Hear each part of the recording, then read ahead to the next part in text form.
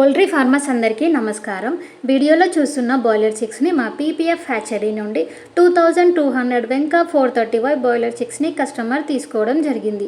ఈ customer brooding బాగా చేశారు, కానీ బ్రూడింగ్లో పేపర్ పైన ఫీడ్ వేశారు. చిక్స్లో మంచి గ్రోత్ రావాలి అంటే ప్రాపర్ బ్రూడింగ్ మరియు బ్రూడింగ్ మెయింటెనెన్స్ పైననే ఆధారపడి ఉంటుంది. చిక్స్ షెడ్లోకి రాకముందే 500 to 1000 చిక్స్కి రౌండ్ షేప్లో కానీ స్క్వేర్ షేప్లో కానీ బ్రూడింగ్ని అరేంజ్ చేసి అందులో 5 to 6 ఇంచెస్ వరి పొట్టు పోసుకొని బ్రూడింగ్ మొత్తం న్యూస్ పేపర్ని అరేంజ్ చేసుకోవాలి. బ్రూడింగ్లో న్యూస్ పేపర్ని ఖచ్చితంగా వేయాలి, ఎందుకంటే ఇక్కడ మీరు తీసుకునేది డే ఓల్డ్ చిక్స్ కాబట్టి బ్రూడింగ్లో వేసే వరి పొట్టు గరుకుగా ఉండి చిక్స్ పాదాలకు గుచ్చుకుపోయి చిక్స్లో లెగ్ విక్స్ వస్తాయి. దానివల్ల మొటాలిటీ కూడా అయ్యే అవకాశాలు ఉంటాయి. కాబట్టి న్యూస్ పేపర్ని ఖచ్చితంగా వేయాలి. ఇలా వేసిన న్యూస్ పేపర్ని డైలీ చేంజ్ చేస్తూ ఉండాలి, ఎందుకంటే చిక్స్ వేసే లిటర్ వల్ల కానీ చిక్స్ వాటర్ తాగుతుంటే డ్రింకర్స్ నుండి వాటర్ పేపర్ పైన పడడం కానీ జరుగుతుంది. దీనివల్ల పేపర్ తడిచి అక్కడ బ్యాక్టీరియా ఫంగస్ లాంటివి ఫామ్ అయ్యే ఛాన్స్ ఉంటుంది.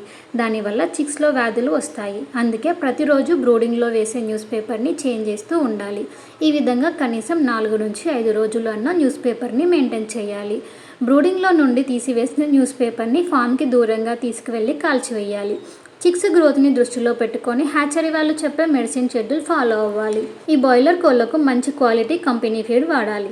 మీరు ఏ కంపెనీ ఫీడ్ వాడినా కానీ స్టార్టర్, ఫినిషర్ ఒకే కంపెనీది అయి ఉండాలి.